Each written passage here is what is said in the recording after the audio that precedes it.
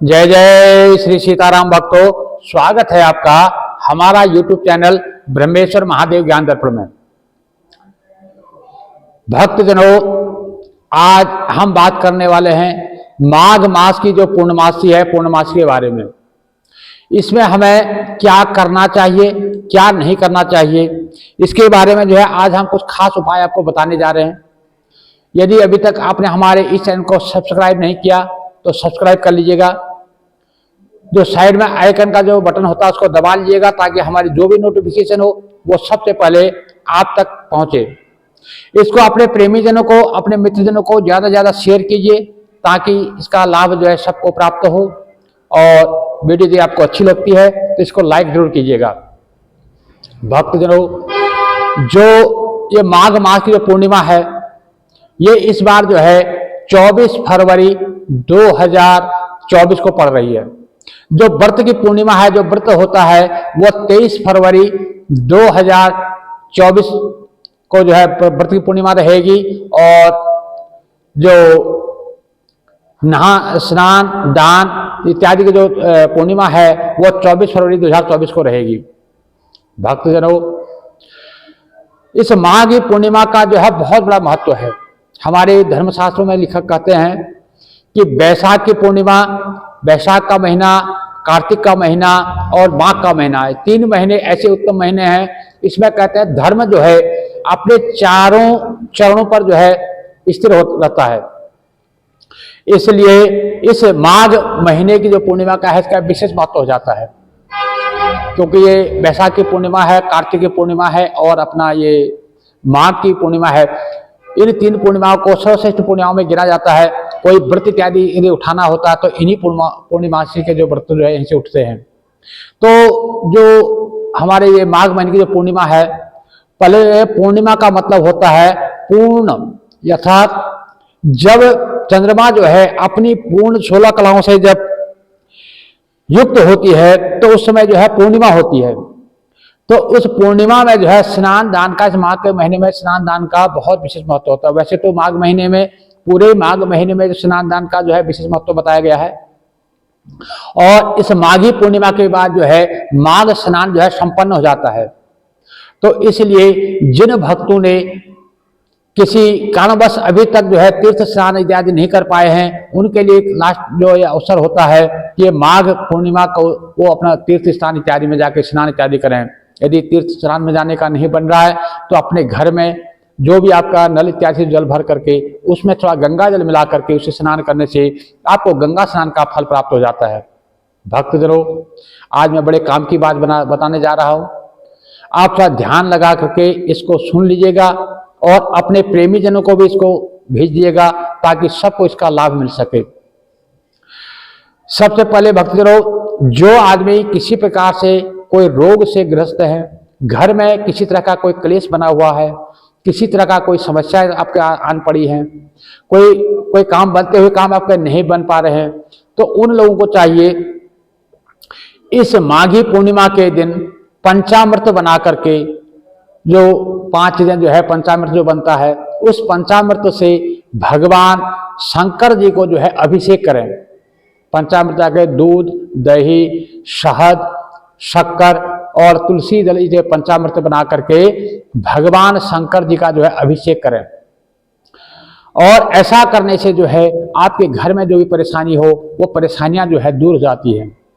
भक्तजनों, यदि किसी के घर में धन नहीं रुकता है, काम बहुत करता है, मेहनत करते हैं, मेहनत करने के बाद पैसा आता भी है लेकिन घर में उसकी बरकत नहीं हो पाती है, घर में आता है और चले जाता है, रुकता नहीं है, तो ऐसे में चाहिए कि आप लोगों को जो है इस पूर्णिमा के दिन जो 24 तारीख को माता लक्ष्मी को खीर और मिश्री का भोग अर्पण करें।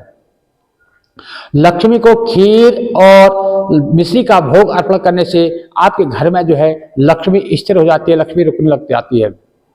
और जिनके किसी प्रकार से कोई पितृदोष बना हुआ है या किसी कोई और प्रकार की आधी व्याधि या किसी ऊपरी हवा किसी चक्कर में जो किसी तरह से कोई परेशान है, उनको चाहिए कि इस पूर्णमासी के दिन पीपल के पेड़ में जो है जल सिंचित करे, जल चढ़ाए। क्योंकि पीपल में जल, वैसे भी इस बार तो बहुत सौभाग्य की बात है, माघी पूर्णिमा भी है और शनिवार का दिन भी है।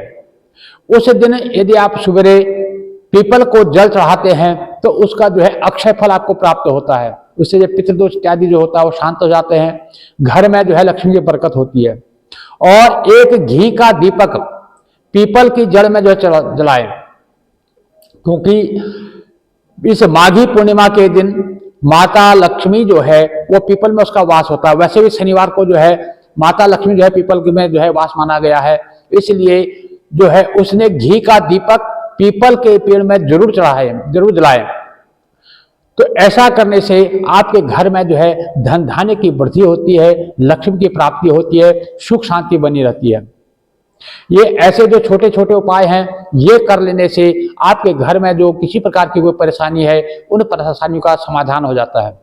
आप कुछ में न करने योग्य कुछ कर्म है वो मैं आपको बताता हूं। जैसे इस दिन पूर्णमासी के दिन जो है काले वस्त्र नहीं पहनने हैं, काले कपड़े जो है वर्जित माने गए हैं। काले कपड़े पहनने से जो है घर में नकारात्मक ऊर्जा बनती है, इसलिए जो है सकारात्मक लाने के लिए जो है उस दिन कोशिश करें या तो सफेद कपड़े पहने तो अति उत्तम है, नहीं तो कम से कम काले कपड़े ना पहने। और दूसरा जो है इस दिन जो है सुबह ब्रह्म मुहूर्त में उठें, ब्रह्म मुहूर्त में उठ करके भगवान का नाम सुमिरन करें, भगवान का पूजन करें। क्योंकि जो ज्यादा सोते हैं, ज्यादा देर तक सोते हैं, उनके जो है उससे भी जो है घर में नकारात्मकता बनी रहती है। घर में किसी प्रकार की गंदगी इत्यादि नहीं हो इसका विशेष ध्यान रखें। घर में साफ सफाई का ध्यान रखें, अपने मन को पवित्र रखें। मन में जो है किसी के प्रति कोई हीन भावना प्रकट ना करें, किसी की निंदा न करें, किसी की चुगली ना करें, किसी प्रकार के जो है गाली गलौज इत्यादि जो है उस मोह, जिस मोह से आप भगवान का नाम ले रहे हैं उसी से अगर आप गाली गलौज भी करते हैं तो वो जो है अपवित्र हो जाता है।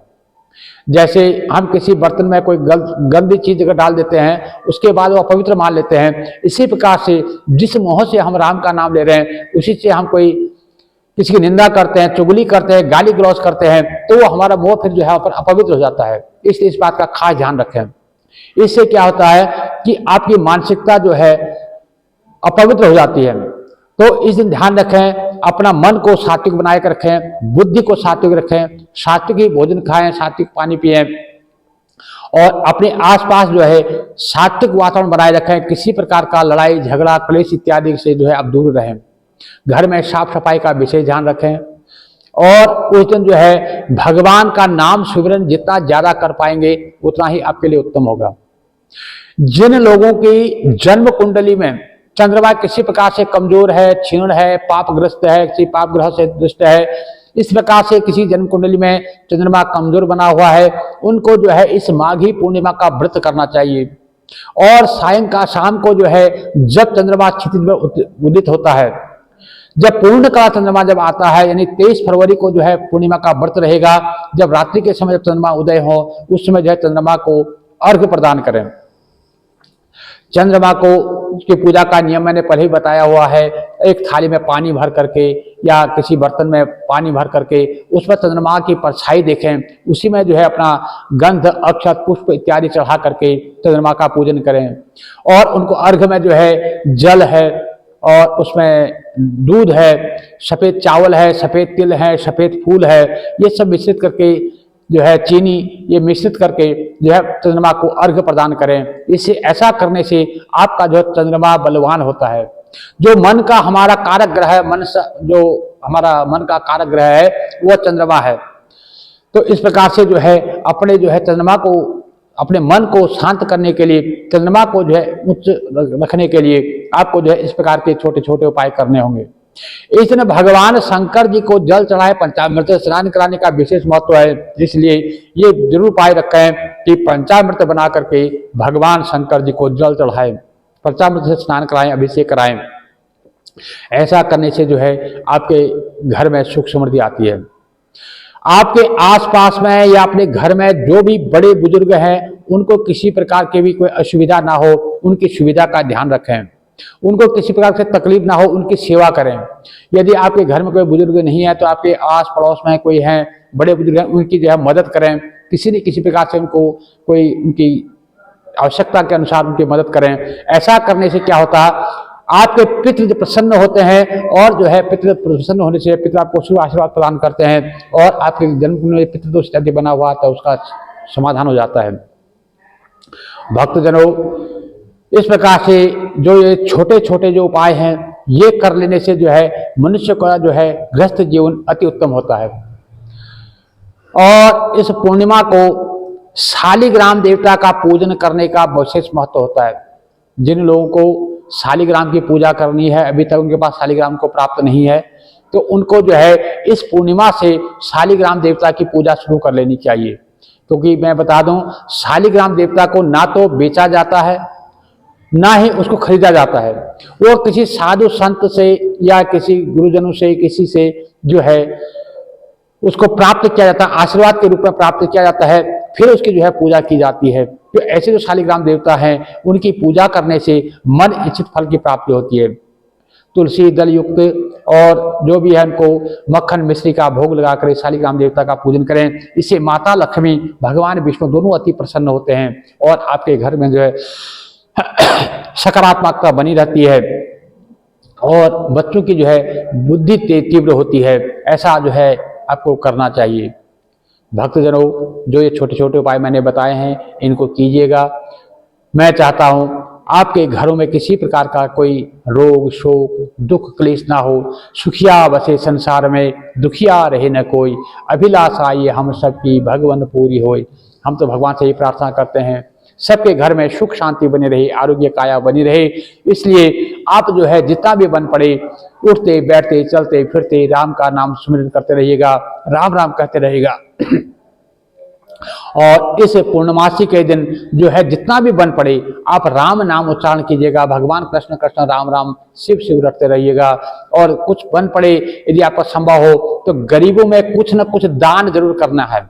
पूर्णिमा के दिन दान करने का जो है बहुत बड़ा महत्व माना गया है। इसलिए यदि संभव हो अपने कोई देव मंदिर में या कोई वेद पाठी ब्राह्मण को कोई धार्मिक पुस्तक इत्यादि जो है आप दान कर सकते हैं। गरीबों में अन्न जल वस्त्र इत्यादि आप दान कर सकते हैं। इसका बहुत बड़ा फल आपको प्राप्त होगा। भक्तजनों, यदि अभी तक आपने हमारे इस चैनल को सब्सक्राइब नहीं किया तो सब्सक्राइब कर लीजिएगा।